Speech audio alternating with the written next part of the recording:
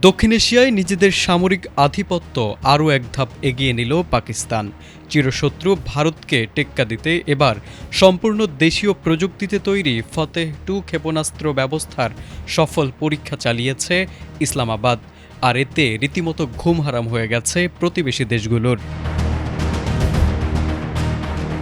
উন্নত অ্যাভিওনিক্স এবং আধুনিক নেভিগেশন সরঞ্জামযুক্ত এই ক্ষেপণাস্ত্রটি উৎক্ষেপণ করা হয় মঙ্গলবার ২৮ এপ্রিল।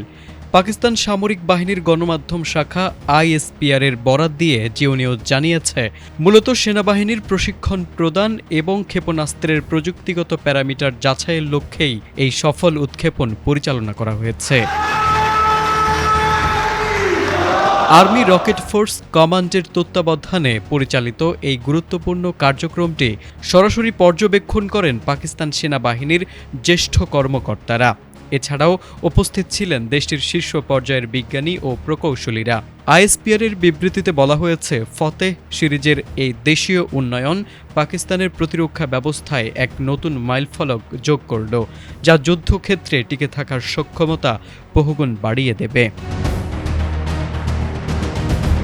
ক্ষেপণাস্ত্রটি সফল পরীক্ষায় উল্লাস প্রকাশ করেছেন পাকিস্তানের প্রেসিডেন্ট আসিফ আলী জারদারি এবং প্রধানমন্ত্রী শেহবাজ শরীফ। তারা এবং সেনাবাহিনী প্রধান জেনারেল আসিম মনির এই অসামান্য অর্জনের জন্য সংশ্লিষ্ট কারিগরি দল ও বিজ্ঞানীদের নিষ্ঠা ও প্রতিশ্রুতির প্রশংসা করেছেন। প্রতিরক্ষা বাহিনীর এই সাফল্য পাকিস্তানের সার্বভৌমত্ব রক্ষায় এক বড় অনুপ্রেরণা হয়ে থাকবে বলে জানানো হয়। তারেক আজিজ, এটিএন বাংলা।